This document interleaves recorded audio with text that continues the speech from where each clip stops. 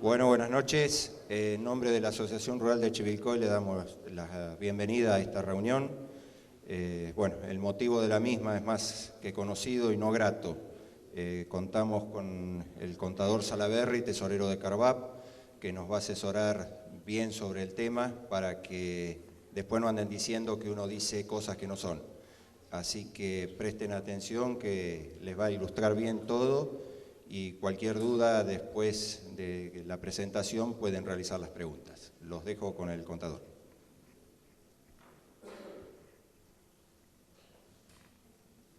Bueno, buenas noches. Un gusto estar de nuevo acá. Me ha tocado ya 2 exposiciones rurales y ahora encontrarnos de nuevo en esto. Hubiese preferido venir a comer un asado que tener que traer estas noticias y hablar de esto. En la charla lo que vamos a tratar de hacer, yo soy un productor igual que ustedes. Me toca estar hoy en Carvap como tesorero, así que la idea es, desde el punto de vista nuestro, ya plantear cómo viene la cuestión de índole política esto y la cuestión básicamente financiera de cómo se da esta cuestión.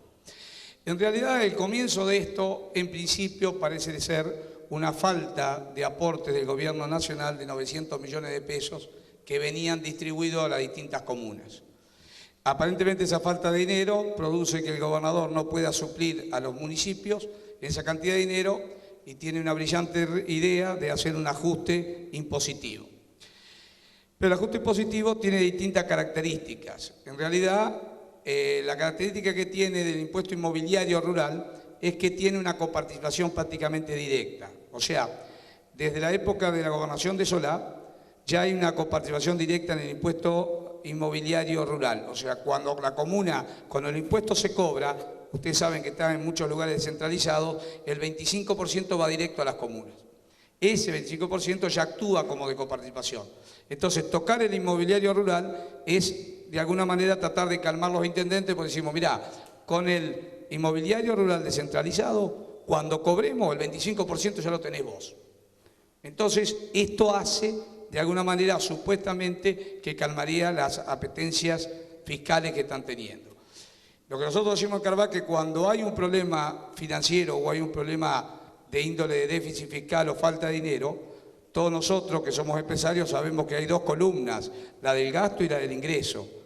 Y lamentablemente nuestros gobernantes se están fijando en la columna del ingreso y no en la columna del gasto, básicamente. Y por otro lado, nosotros entendemos que la provincia de Buenos Aires, en la situación que se encuentra, no puede ser más el pulmón económico del resto del país.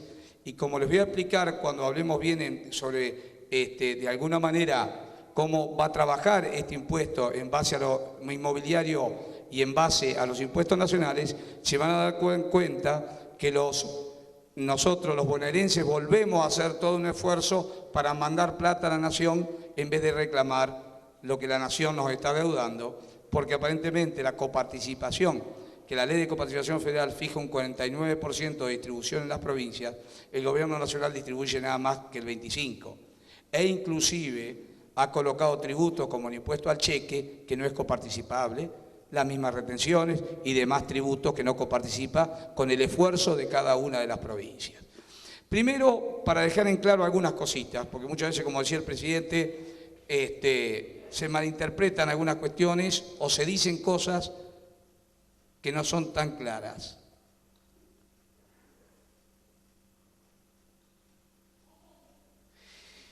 En realidad, es el mapa de la provincia de Buenos Aires, donde ¿qué es lo que ha pasado acá? Para dejarlo claro y que no se llame a confusión, desde el 2006 hasta el 2012, esto es lo que ha aumentado el impuesto inmobiliario rural. ¿Para qué digo esto? Para que no se diga que no hemos contribuido al fisco como debíamos.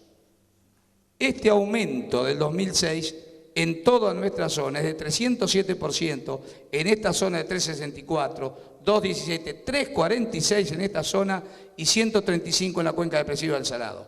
Menos estas 5.300.000 hectáreas que ustedes saben pertenecen al sudeste bonaerense, zona afectada que tiene una baja en el impuesto del 70% y paga nada más que el 30%.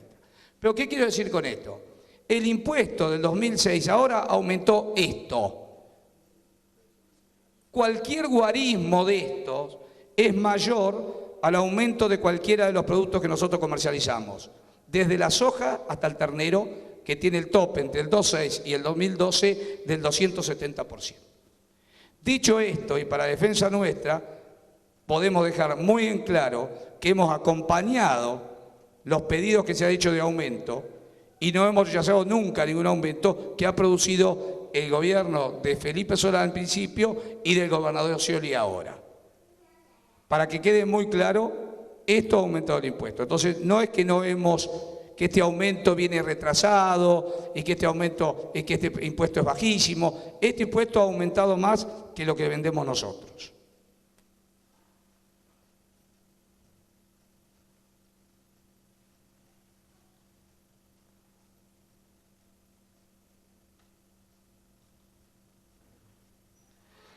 Acá les quiero mostrar el centro neurálgico de lo que es este proyecto de ley.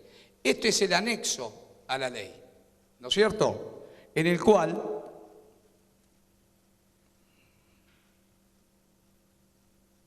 ustedes ven claramente cómo han sido los distintos aumentos que tienen. Ahora, la cuestión ha sido que, para explicarlo claramente, muchos de ustedes en algún momento conformaron, cuando se trataba de las evaluaciones fiscales, cuando se trataba de las comisiones locales que se formaban. Había comisiones locales en las cuales la ley de catastro preveía esa comisión local por quién estaban integradas, por el gobierno provincial, a través de ARBA y Catastro, estaban los departamentos ejecutivos municipales, los colegios profesionales, los productores y los colegios de martilleros. Todo eso era analizado cuartel por cuartel y distrito por distrito. Y se llegaba a lo que ahí consideramos, ahí lo que se llama el valor óptimo de la evaluación. Esta evaluación es la evaluación 2003 y esta es la evaluación 2012 del proyecto. Estos son los aumentos. Vamos a subir esto para que se vea bien el distrito Chivilcoy.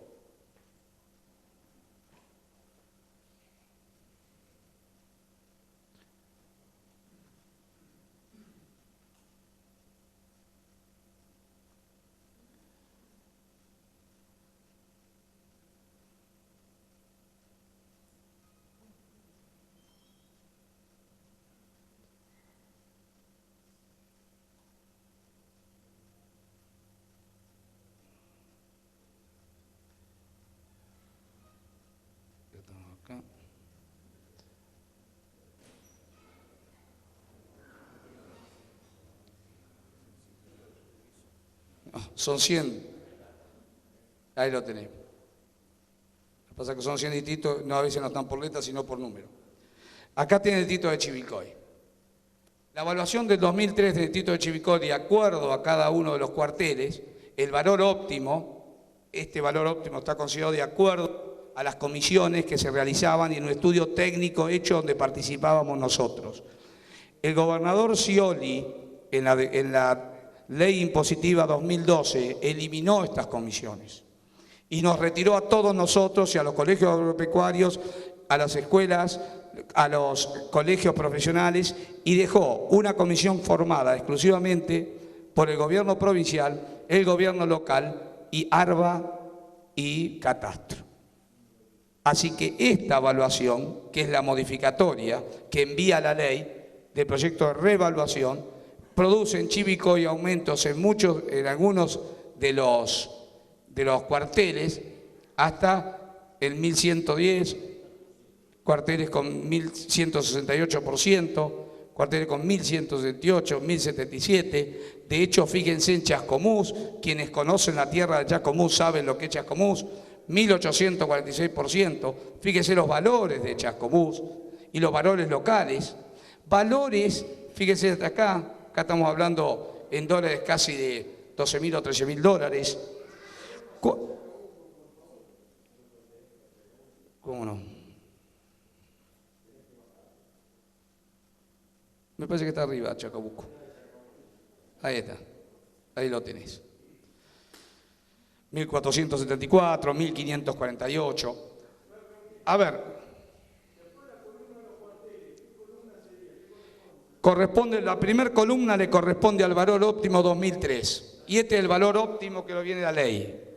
El valor óptimo, para que ustedes quede claro, es el valor que se toma en cada uno de los cuarteles, por un informe técnico agroeconómico, donde el 25% era considerado como un componente el valor venal de esa tierra. Esto era lo que se consideraba generalmente en catastro. En base al valor óptimo se hace un coeficiente de adaptabilidad de la tierra, que se hacía con un formulario que era el 911, que alguno de ustedes lo recordará, donde después del óptimo sale la adaptabilidad, que puede ser el 40, el 50, el 60, 70, de acuerdo a la calidad de la tierra.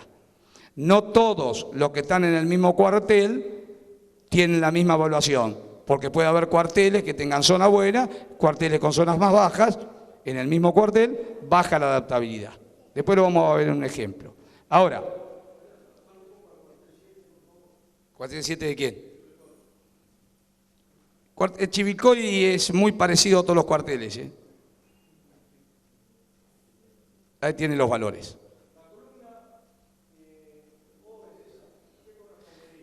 ¿Qué columna quiere saber? Esta es el nuevo valor óptimo. Y este es el porcentaje que le revaluaron la tierra, 1077%. Este valor que viene en la ley no tiene análisis técnico ninguno ni nos fue suministrado. Supuestamente lo ha hecho Catastro. Ahora, las consideraciones que haya tomado Catastro para hacerlo las desconocemos desde el punto de vista técnico. Tenemos algunas presunciones respecto de esto, lo cual habla a las claras. Por ejemplo, en un distrito, que ahora les voy a mostrar, que es el distrito de Bransen. Fíjense los aumentos en Bransen. ¿Saben a qué corresponde esto? Ustedes conocen Bransen, una zona tambera, campo quebrado, no es nada del otro mundo, pero el concepto que han tomado es la cercanía al centro urbano. Lo mismo han hecho con Magdalena. Están cerca de la capital de la provincia de Buenos Aires, están cerca de La Plata. Como si las 100.000 hectáreas de Bransen pudiera ser un country. O las 200 y pico mil que tiene Magdalena se podrían convertir mañana en un country. O sea, todo negocio inmobiliario.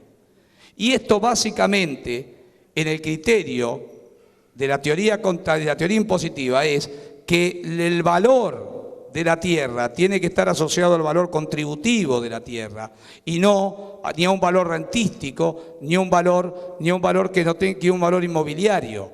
Esto se acerca más a un valor inmobiliario de una operación. Si usted me deja hablar, después le aclaro. Después hacemos la pregunta si es tan amable. Este valor está más cerca de un valor inmobiliario o, de un supuesto valor original de inmobiliario. En la provincia de Buenos Aires tenemos alrededor de más de 30 millones de hectáreas. No se vende el 1%, no se hace el 1%.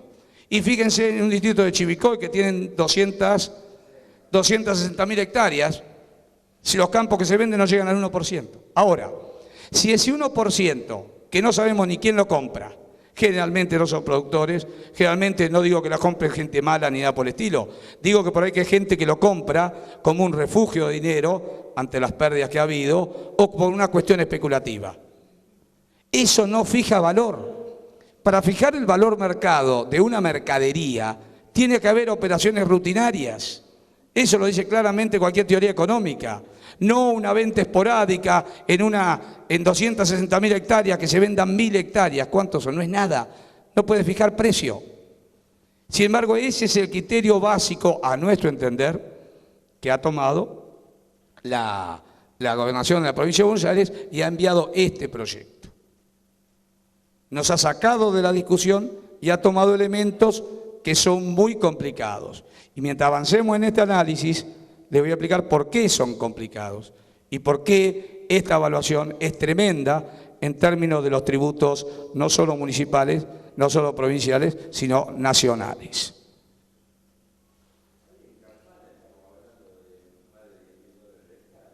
¿Alguno le interesa a algún otro distrito saber?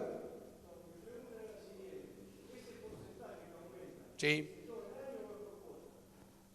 No, no estoy hablando, creo haberlo explicado bien. No estoy hablando de un aumento en el impuesto. Estoy hablando de un aumento en la evaluación de la tierra. Son dos cuestiones muy distintas. Para determinar el impuesto hay que aplicar una fórmula que más adelante la vamos a ver. O sea, esto es el aumento en la evaluación, lo que no significa aumento en el tributo. Por supuesto, en parte sí, en parte sí. Sí, señora. El 25 de mayo. Vamos a tener que ir ligero porque el 25 de mayo la ve. Lo tengo por acá abajo. Mire todos los distritos que tiene la provincia de Buenos Aires. Y usted vaya, Sí, cualquier cosa ya la pueden ver después o más tarde la podemos ver. En la rural tienen, pero vamos a hacer por lo menos el último ejemplo.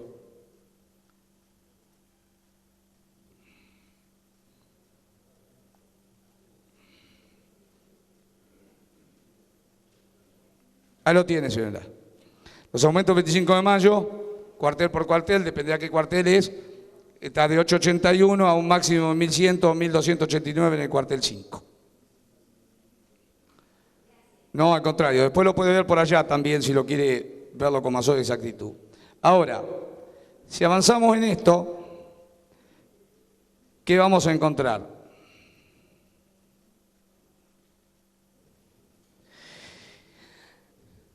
Esto es un elemento para hacer las pruebas de alguna manera. Si nosotros tuviésemos una partida inmobiliaria de acá de Chivilcoy, podríamos demostrar, por ejemplo, colocaríamos el valor fiscal acá, y esto sería el valor óptimo que teníamos, el valor óptimo que va a dar, ¿no es cierto? Y de alguna manera se determinarían las nuevas evaluaciones, para saber lo que influiría esto en los impuestos nacionales. Es una ecuación y acá sí empezamos a determinar el impuesto en base a esta evaluación fiscal y a este valor imponible. ¿Qué ha hecho la ministra como una gracia? Digo yo gracias, ¿no?, en la idea de darle algún beneficio. Ha dicho que la evaluación fiscal va a ser esta, ¿no?, de esta partida que tenía 20.000 pesos, miren lo que estamos hablando, 20.000 tenía, y hoy vale 332.000 a los ojos de la provincia de Buenos Aires. Acá tenía 107.000, dice que el valor donde va a aplicar el impuesto va a ser del 50% del valor fiscal. Y con eso beneficia, porque en vez de tomar la evaluación fiscal, beneficia directamente al productor porque lo calcula sobre la base imponible.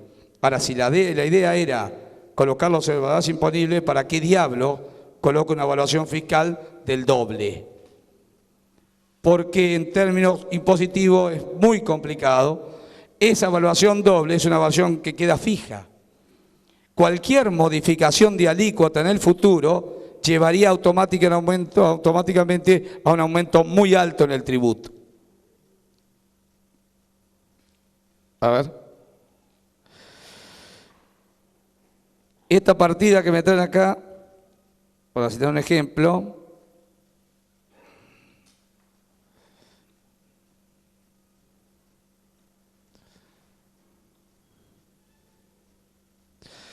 es una partida que tiene una evaluación de 57.313.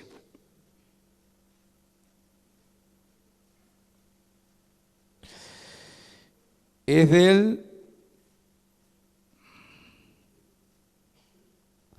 ¿de qué cuartel es? Del cuartel, esto es Chivilcoy, ¿no? Cuartel cuarto de Chivilcoy. Chivilcoy tenía en el cuartel cuarto 3.899. 3.899. Y ahora, en este el valor óptimo del cuartel 4 es de 40.490.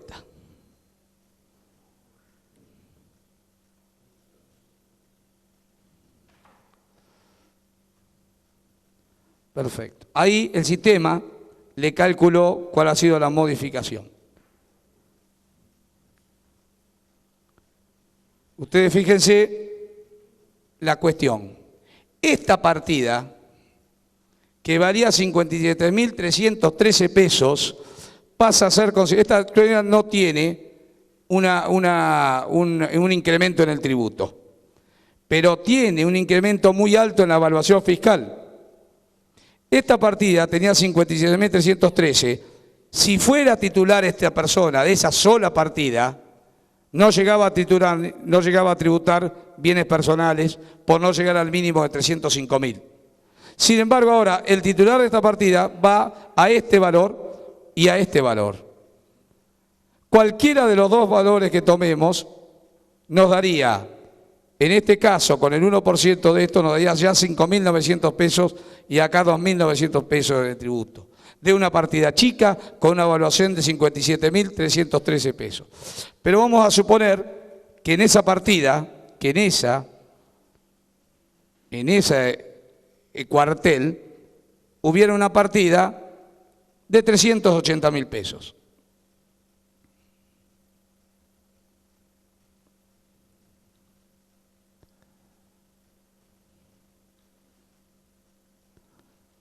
Fíjese este hombre que tenía una partida, productor de 380.000 pesos, tiene una partida de 3.946.000. Recién charlábamos con la contadora de la rural. Este valor y esto son dos valores, este es el 50% de esto. Según la... No lo tengo...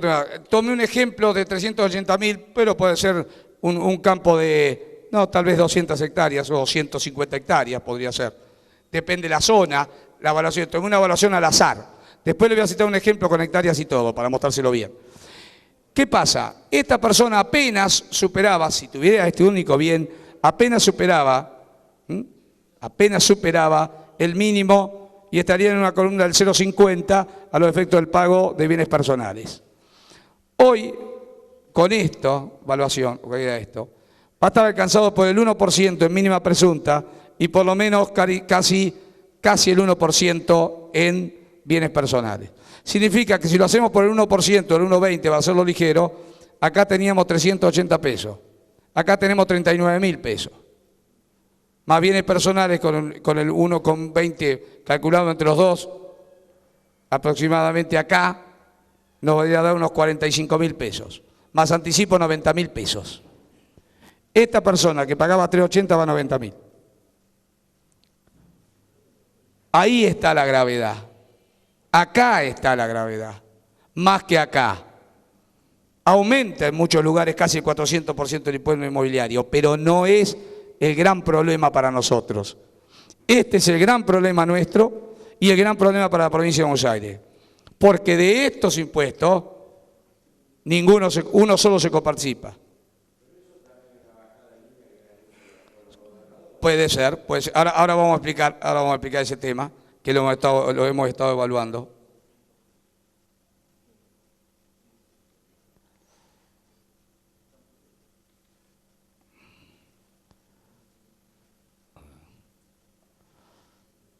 Ahora le doy un ejemplo muy claro para que ustedes vean lo que es la potencialidad de esta situación.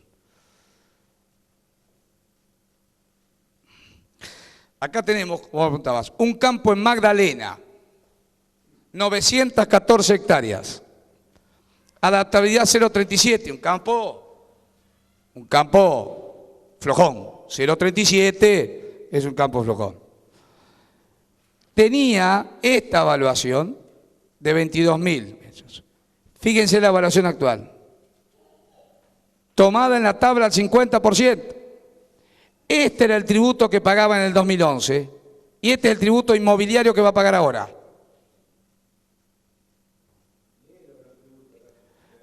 De 17.154 va a pasar a 65.541 solamente en el impuesto inmobiliario, porque Magdalena ha sido muy afectada por estar cerca de la capital de La Plata. Eso de impuesto inmobiliario, pero no queda acá la cuestión. Esto es un ejemplo que hemos traído, es un ejemplo hecho por una contadora que atiende la Comisión de Impuestos de CARVAP. Fíjense, esta era la carga tributaria, para el que no lo ve, estas son las erogaciones impositivas del 2011. ¿Sabe de cuánto era? 17.000 de inmobiliario, 2.900 en bienes personales y 3.800 en mínima presunta. 23.865. Con esta modificación que ha enviado el gobernador Scioli, va a pasar a pagar 133.768. Cualquiera de estos ejemplos pueden ser cualquiera de ustedes. Esa es la mala noticia. Cualquiera de ustedes puede estar en este diagrama, sin ningún problema. Tomamos la evaluación de ustedes, la colocamos acá y pueden estar en cualquiera de estas zonas. Cualquiera de estos zonas. Puede ser cualquiera de ustedes. Yo les recomiendo traer la partida, la colocan en el sistema que la contadora sabe del sistema que envió CARVAP, se van con las nuevas evaluaciones, se sienta con el contador y le dicen, estas son mis buenas evaluaciones, calculame mínima presunta y bienes personales. Y después se van al médico, porque es tremendo, tremendo. Y con la novedad de que este tributo, bienes personales, no es un tributo coparticipable. El artículo 30 de la Ley de Bienes Personales que dice que este tributo, el 90% va al ANSES y el 10% a las cajas provinciales. Quiere decir que no va a ser coparticipado, va directamente al ANSES. Si alguien dice, bueno, pero vuelve para acá, no vuelve. Y si volviese, como mínima presunta, volvería el 21,9 que le corresponde a Buenos Aires sobre el 25 que coparticipan. Imagínense qué. El cálculo que tenemos en CARVAP, vamos a ser muy claros, no lo podemos dimensionar en forma clara. Pero entendemos que el impuesto inmobiliario significa para la provincia de Buenos Aires 400, 450 millones de pesos que el sector pondría. Pero mandaríamos a Nación más de 2.500. O sea, no hay lógica en el planteo del gobernador Scioli, por lo menos mirándolo desde un productor bonaerense, en tomar 400 millones para nosotros y mandar 2.500. Y vuelvo a insistir, no solo el impuesto inmobiliario es la incomplicación, la complicación está dada en las evaluaciones fiscales de cada uno de los campos nuestros, que va a ir a parar a estos valores, y ahora voy a explicar la gravedad que puede tener esto. ¿Qué es lo que pasa acá? En realidad, el impuesto a los bienes personales habla de que para evaluar un bien hay que tomar la evaluación y los dichos, porque en esto la ministra de Economía, ¿qué ha hecho? Ha hablado con los legisladores, dio una charla a senadores y diputados, y lo dijo que el impuesto inmobiliario no aumentaba nada, tanto, que la evaluación fiscal era muy baja, y que para beneficiar al productor, en vez de tomar el 100%, tomaba el 50%, como recién les comentaba. ¿Por qué? Porque esa disquisición entre base imponible y evaluación fiscal. Hasta el momento no la había en la provincia de Buenos Aires. Era prácticamente nula la diferencia que había, apenas un 5%. Entonces los contadores tomábamos cualquiera de las dos. ¿Qué pasa ahora? La ministra dice que se toma la base imponible. Y es verdad, la ley de bienes personales dicen que hay que tomar de las dos evaluaciones, de la evaluación, la base imponible a los efectos locales, que sería esta. Pero ¿qué ha pasado? Cuando discutimos con la ministra este tema, pasa lo siguiente. En realidad,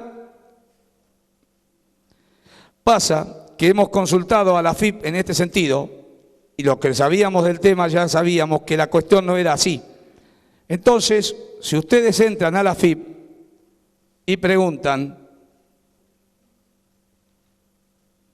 en el lugar donde dicen preguntas y respuestas, que esto usted dirá, no, pero preguntas y respuestas sí. La pregunta y la respuesta de la AFIP, que están colgadas de la página, son guía para los inspectores. Y cualquier persona que quiera liquidar el tributo, entre, consulta acá y lo debe liquidar. O sea, las respuestas hechas en la AFIP, son las respuestas claras a las preguntas. O sea, son la determinación que toma la AFIP. y son las válidas en cuanto a las declaraciones juradas. ¿Y qué dice la AFIP?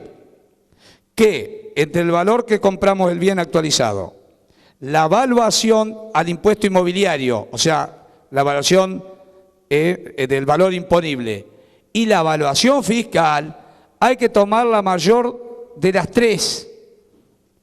Aquí, que entonces, cuando la ministra pone una evaluación de 3, en ese campo que vimos, de 3.900.000, la evaluación es 7.900.000 a los efectos del tributo. O sea, aumenta no solo eso, sino que nos lleva al doble de la cuestión. Y este es uno lo comento porque es uno de los criterios que usa la ministra para decir que está ayudando al productor. Que sí, te pongo la evaluación fiscal, pero toma la base imponible que es la mitad. No, absolutamente. La AFIP no permite eso. La AFIP le dice, hay que tomar la mayor de las tres. Lo dice acá. A los efectos del impuesto de los tres valores que hace referencia el inciso A del artículo 29, debe computarse el que sea mayor. Y el que sea mayor, el que es mayor, claramente es la evaluación fiscal. Que de hecho es la que se tomaba hasta ahora. Entonces, primera cuestión que nos están planteando, como decía el presidente, que no es verdad. Y la segunda cuestión que se plantea, para dejarlo claro,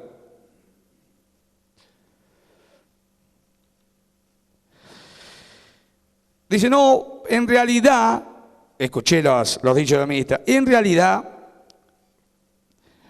el productor no va a pagar este impuesto a los bienes personales. Y los inmuebles rurales están exentos del impuesto a los bienes personales. Eso lo dice la ley. Pero ¿qué es lo que pasa acá? Dice que aquel que alquila, aquel arrendador, como si acá, yo en la provincia de Buenos Aires hace rato que lo estoy escuchando, el arrendador parece ser un monstruo que tiene un campo y hace un pecado enorme que es un daño a la economía, que es arrendar el campo como si fuese un monstruo. En realidad practica una actividad económica como cualquiera. Bueno, pero el arrendador sería el único que paga bienes personales. Señores, el arrendador no paga bienes personales. El arrendador paga solamente ganancia mínima presunta. Segunda cuestión que la ministra técnicamente está equivocada. Se lo hicimos saber a los diputados. Segundo, nosotros, los que nos dedicamos a la actividad, estamos grabados en ganancia mínima presunta con el 1%, y después, como somos titulares de esa explotación, tenemos que tributar bienes personales. ¿Por qué? Porque somos titulares de la explotación. Y si es una sociedad de hecho, la sociedad de hecho va a pagar ganancia mínima presunta por los bienes de la sociedad. Y cada uno de los titulares, de los miembros, van a pagar bienes personales por la titularidad de cada uno de las acciones que tenga la sociedad de hecho. Entonces, lo que significa, para dejarlo claro, que estamos alcanzados por los dos tributos van en porcentaje de lo que gana, de lo que vale el bien, y en ese porcentaje que vale el bien, o sea, el composé de la misma puede llegar a darle, de acuerdo a la escala, entre el 1,5%, el 2%, el 1,25%, dependerá. Pero estamos hablando de las evaluaciones actuales. No era lo mismo el 1,25% que podíamos pagar de la evaluación anterior, de estas nuevas evaluaciones que han tomado el gobierno provincial. O sea, les quiero demostrar con esto que el gran problema de todo esto, vuelvo al anterior, está acá. Este es nuestro problema, la evaluación fiscal. Y esta es la base imponible. En realidad esta parcela es el doble. Y yo le aclaro que si ponemos cualquier parcela de ustedes, de unos valores razonables de acá de la zona, le va a dar más de 1,5 millones, 2 millones de pesos tranquilamente. La buena noticia es que los hemos hecho millonarios todos, de golpe. Eso no es malo, para el gobierno somos millonarios. Entonces, ¿por qué nos oponemos tajantemente a esto? ¿Por qué? Primero, porque es una transferencia de dinero a nación y no a provincia. Segundo, porque la evaluación no tiene considerado la capacidad contributiva de la persona. No se puede gravar a la persona por el bien que tiene solamente, cuando ese bien está afectado a una actividad productiva. Hay que gravarlo en base a la capacidad de pago que tiene y no a lo que vale el bien. Aún más, supuestamente un bien que vale ¿cuándo? Cuando uno lo vende. Bueno, perfecto. El día que venda yo el campo, que me cobren un impuesto antes de hacer la escritura y se terminó. Pero nosotros ni compramos ni vendemos campo. Nosotros producimos. ¿Con qué vamos a pagar este impuesto? Con lo que producimos. Entonces, hemos roto el criterio de que la evaluación está en base a un valor productivo de la tierra. Hemos puesto un valor inmobiliario y lo tenemos que pagar con lo que nos da la tierra. Y yo le aseguro que en muchos casos y en muchas partidas chicos va a ser directamente impagable. El otro día estuve dando una charla en Bahía Blanca, un productor de 350 hectáreas, 400 hectáreas, Bahía Blanca. Usted ve en Bahía Blanca, la piedra sale sola, está ahí. Años de seca, trigos que no pueden vender. Una evaluación de 280.000 pesos, termina evaluado en 1.900.000. 1.900.000 significa que esa persona, de no pagar bienes personales, pasa a pagar 32.000 pesos, más 32 de anticipo, 60.000 pesos al año, en un campo de 300 hectáreas o 350 en Bahía Blanca, donde no hay ni una vaca cada 2 hectáreas, y un trigo de 1.500 kilos. Y eso es lo que va a pasar. Por eso queremos alertarlo de la gravedad de esta situación. Yo creo que si muchos supiesen la gravedad, hoy estaríamos acá, no entraríamos. Y vuelvo a insistir, habrá que hablar con más productores que pasen por la rural, que vean la evaluación, que consulten al contador lo que van a pagar de mínima presunta y bienes personales, y se van a dar cuenta de lo que es de la gravedad inusitada de esta producción. Cuando veíamos el ejemplo de Magdalena, de 29.000 pasó a 133.000. Vuelvo a insistir, eso es cualquiera de ustedes. Cualquiera de ustedes. Tiene la misma problemática. Fíjense en el caso nuestro, en el caso de los tamberos. Este es un tambo de Bransen. No lo tenemos mensurado en animales o en soja. Pero la incidencia es igual. Somos todos productores. Esto, 13.792, era la cantidad de litros de leche que tenía que vender el productor de tambo de Bransen a los efectos de pagar el tributo de inmobiliario solamente, inmobiliario, durante cada año. En el 2000, 13.700 litros, 2001, 15.000 litros, 2003, 9.000, cuando el precio estuvo un poco mejor, 2010, 4.300 litros, 2011, 4.000. En promedio, el promedio en los años da que un productor tenía que vender 8.764 litros de leche para pagar el tributo del impuesto inmobiliario anual. Hoy, con la modificación, tenemos que vender 32.306 litros de leche, el 269% más en producto. En producto. Lo mismo le puede llegar en cualquiera de los términos que utilice, la carne, el cereal, cualquiera de los elementos. Y en este caso es inmobiliario solamente. Así que esta es la situación planteada, este es el gran drama y el gran problema que tenemos. Realmente el año que viene, cuando tengamos la liquidación de los impuestos nacionales de salir esto, va a ser muy, muy problemático, va a ser una exacción enorme al bolsillo del productor. Va a haber problemas para el pago, claramente. Nosotros inclusive le hemos dicho a los intendentes, miren, esto es muy simple. El impuesto nacional del productor lo va a pagar, porque a la FIP y a ARBAS le solemos pagar, porque hoy en día los mecanismos de percepción del deudor y de inhibiciones y de bloqueo están al día. Lo sacan del registro de operarios de grano, tremendo. Pero la tasa municipal va a ser la primera que se va a dejar de pagar. Pero no por falta de voluntad, por falta de posibilidad. Básicamente el productor chico, el pequeño productor, en términos, cuando tenga que pagar el tributo que no pagaba en muchos casos de bienes personales y renta mínima presunta, no lo va a poder tributar. No va a poder. El problema lo tenemos en vista de un año, abril, mayo del año que viene. Y en lugares ya lo están teniendo básicamente con el inmobiliario. Que acá, en muchas partidas, si tuvieras alguna, seguramente en muchas partidas andarán arriba del 150% de aumento del impuesto inmobiliario. Y en alguna otra partida seguro que no va a haber aumento. Por eso hay que ser claro y hay que decirlo seguramente. No va a haber aumento en alguna partida.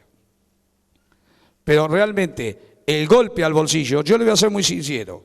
Cuando fuimos y salimos por la 125, era un problema con la soja, nos tocaba todo, quien más, quien viene, tiene y trata de tener un lote de soja, y nos tocaba.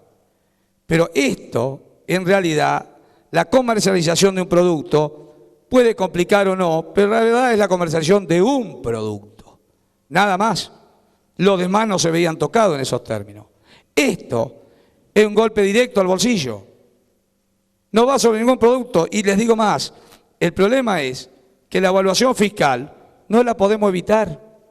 No hay nada para descontar. No se considera el pasivo en ninguno de los dos impuestos. Y tenemos una radiografía donde la FIP viene en 5 minutos y dice, vos tenés el campo evaluado en 40 millones, en 4 millones o en 40 millones. Pagame el 1 y pico de esto. Y listo. ¿Me entienden? No es un impuesto a la ganancia que de alguna manera, no es bueno decirlo, pero algunas cosas se pueden ver cómo se hacen, sin eludir la ley, por supuesto, jamás lo haríamos, pero en este caso, en el impuesto acá, es directo y es una radiografía de cada uno de nosotros. Es inevitable en términos tributarios. Así que, señores, esta es la realidad. Ahora vamos a hacer algunas consultas si quieren, con muchísimo gusto. La cuestión es por eso, cada vez que vamos a un distrito y explicamos esto, cambia la cara del productor y cambia el ánimo del productor. Nosotros mañana vamos a hacer CARVAP y muchísimas rurales donde Chivilcoy participa, una movilización en la ciudad de La Plata para estar en la calle 7 y 53 que se va a votar porque lamentablemente tiene media sanción. Este proyecto salió de senadores. Hoy hemos estado peleando toda la tarde con los bloques de la oposición. Supuestamente en diputados, los bloques de la oposición no lo votarían. Y si estuviesen todos los diputados y todo el bloque de la oposición no lo vota, el proyecto no debería salir como tal. Pero también hay que declarar que este proyecto tiene un endeudamiento. Y el endeudamiento siempre necesita 2/3. Y los bloques de la oposición están contestes en darle un endeudamiento al gobernador y permitir que se endeude. Entonces le van a dar la posibilidad de que esta ley se trate. No se da endeudamiento y no colocan, no se reparten entre los municipios. Lo largan juntos, sale tratamiento de ley y después empieza el tratamiento en particular. Y si en ese tratamiento en particular la oposición no tiene más número que el oficialismo, estamos fritos. Y realmente las perspectivas no son demasiado buenas. Por eso queríamos estar la mayoría parte de los que podamos estar mañana en La Plata a los efectos de manifestar, de que nos vean juntos, de que nos vean que estamos de pie, que no estamos dispuestos no digo luchar porque no es el término correcto, pero sí a defender lo de uno.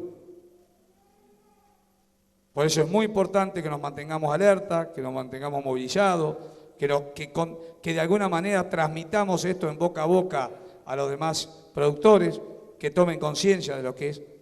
Porque lamentablemente si esta ley sale, lo único posibilidad que va a quedar es poder hablar con el gobernador, que no nos atendió en 3 oportunidades requeridas, antes de la promulgación de la ley, a ver si puede haber un cambio. Y posterior a eso sería una modificación de la ley. Pero si no nos mostramos juntos, si no nos mostramos dinámicos, y si no nos mostramos unidos y con ganas de protestar y con ganas de defenderlo, esto va a ser mucho más difícil. Así que desde CARVAP estamos haciendo todos los esfuerzos posibles, hemos hecho todo lo que hemos podido y vamos a seguir haciéndolo. Se ha hablado con todos los bloques, inclusive con el bloque oficialista. No hablamos con el gobernador porque no lo recibió. Tengan la plena seguridad que esta mesa de CARVAP ha trabajado muchísimo el tema, pero necesitamos de todo, necesitamos la presencia, necesitamos el ánimo, necesitamos la colaboración, el empuje de todos ustedes y la unión sobre todo, para que nos vean que estamos nuevamente de pie y que esto no les va a ser fácil. Así que los convoco a eso, lamento estar, vuelvo a decir, en esta oportunidad por esta cuestión, pero bueno, son las cuestiones que nos han presentado lamentablemente. Y además, tenemos una preocupación adicional, que es, nosotros entendemos de que esto se está nacionalizando. Por eso estamos tratando también de nacionalizarlo nosotros. Parecería haber acá una posición tomada por el gobierno nacional que hace, como se está dando en muchos distritos, un aumento de la evaluación. Lo está haciendo Santa Fe ahora, lo hizo Entre Ríos, empieza a tener problemas Córdoba, porque ese aumento de la evaluación enseguida le va a repercutir en las arcas nacionales a través de los impuestos que les mencioné. Así que esto parece ser una jugada más grande que una jugada local. Así que les agradezco la presencia y a disposición de ustedes, si hay alguna consulta.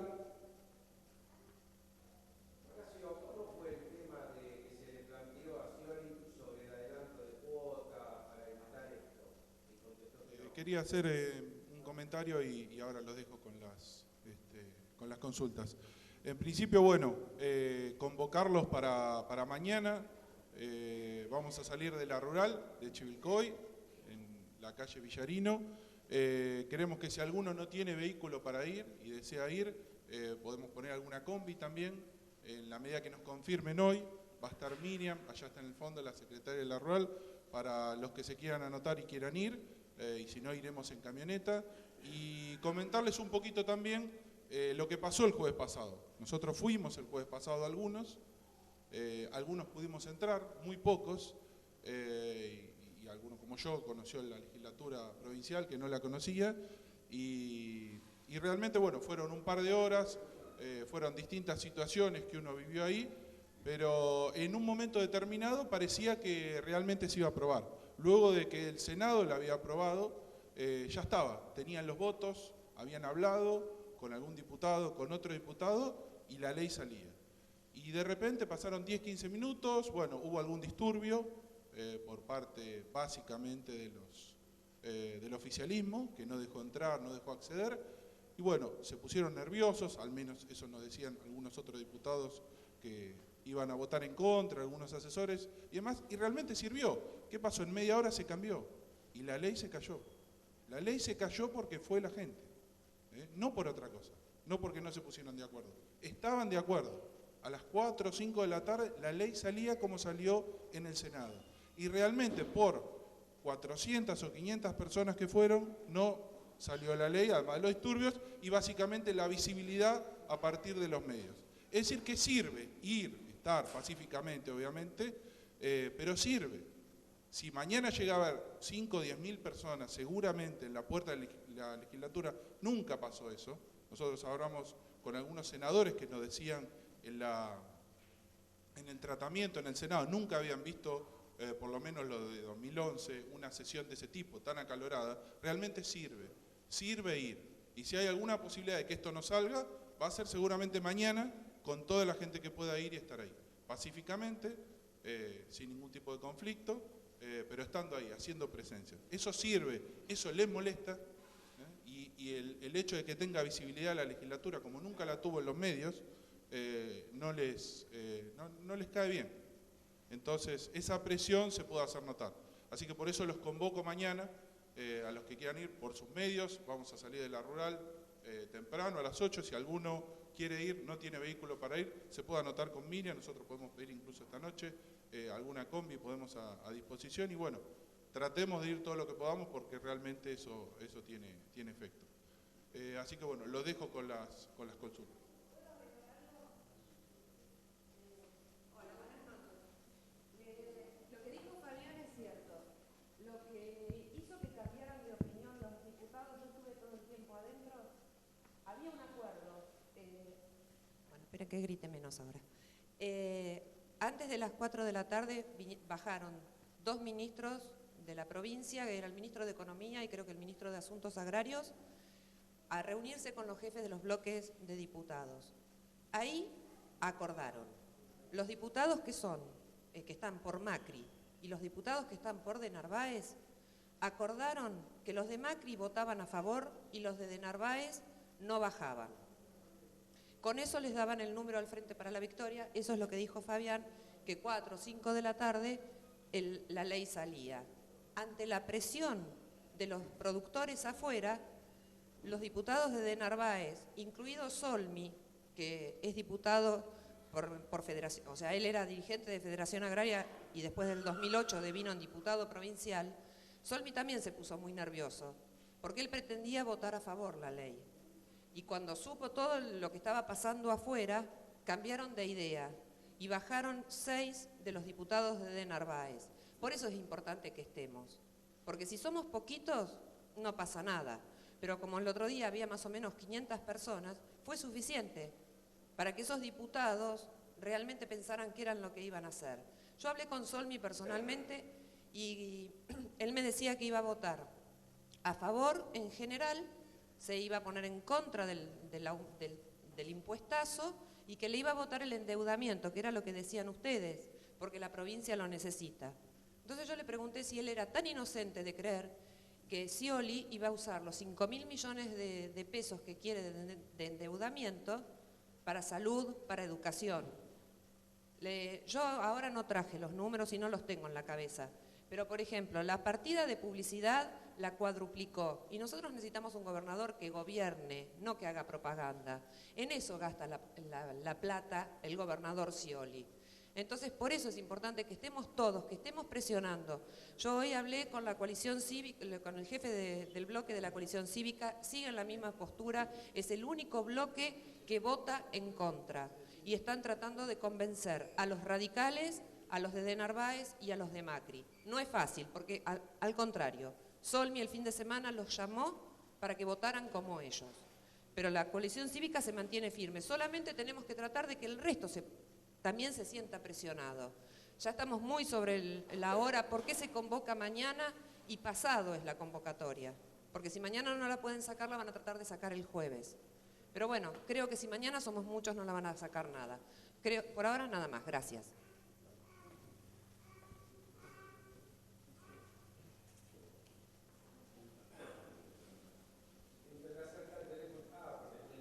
Bueno, una aclaración solamente. En realidad, en el día de ayer hemos hecho todas las conversaciones. En el día de ayer, anoche, nos hemos reunido con el bloque del PRO en Mercedes, con varias sociedades rurales de acá, donde el bloque del PRO ha tomado el compromiso de no votar la ley. Hemos hablado con el diputado Armendáriz del bloque radical, también ha tomado el compromiso de no votarlo. Adrián Pérez nos ha comunicado que la coalición cívica tampoco lo votaría. El bloque de Solmi, que habló hoy con nosotros, tampoco lo haría. El bloque de Narváez, hablamos con el diputado Brito de acá y sostuvo la posición de que no lo iba a votar tampoco. Y el bloque de Alternativa Peronista, que es un bloque que está el diputado Lizalde de Saladillo, también sostuvo de que no. En principio, en cada una de las charlas, hablé con el diputado Juárez, que es de Luján, que es del Frente Amplio Progresista, el partido que respondía a Wiener, del GEN, también sostuvieron que no iban a votar. Así que en principio todos los bloques que hemos consultado, e inclusive cuando estuvimos en la semana pasada en el Senado, ninguno de los bloques estaba dispuesto a votarlo. En realidad algunos dieron la anuencia con el radicalismo y no sé si la senadora Gainza o no de la coalición, no lo tengo bien en claro el tema, de la firma del despacho de los 2 tercios, en realidad el bloque del PRO también votó en contra y los radicales y la coalición cívica después terminaron votando en contra también. O sea, en realidad los bloques de la oposición, para ser justo, el compromiso que ha tomado hasta hoy es de no votarla. Mañana, por eso, si nos ven a todos nosotros, supongo que van a mantener esa cuestión, esa actitud. En realidad, lo que vos decías respecto de la propuesta que se había hecho, la idea era producir un ajuste de un 40% o un 35% en las partidas de impuesto inmobiliario que pagaríamos actualmente, volver a reunir las comisiones locales, donde estemos todos nosotros representados, y evaluar una modificación en la evaluación fiscal de las parcelas rurales. Esa es la cuestión que se le planteó a Scioli y nunca la tomó. Después se le hizo otra que era un cálculo, una ecuación matemática con un coeficiente corrector que también daba la posibilidad de mantener la cantidad de dinero que el gobernador necesita supuestamente y no se tocaba la evaluación fiscal, se arrancaba de la evaluación fiscal antigua. Tampoco fue contestado. La propuesta fue elevada al gobernador y fue elevada a la ministra de Economía, y en ninguno de los dos casos tuvimos respuesta. Así que propuestas por el sector ha tenido. No nos hemos cerrado al diálogo. Hemos hecho propuestas. Lo único que queríamos es que las evaluaciones fiscales tuvieran otra consideración y otro parámetro que el mero parámetro de un valor inmobiliario. Nada más. Así que le hemos hecho alternativas. Pero bueno, estamos indudablemente muy cerrados por parte del Ejecutivo. Así que la última alternativa que nos queda es la legislativa. Por eso es la presencia de todos nosotros mañana, para que entiendan cuál es la situación del campo y a qué estamos dispuestos.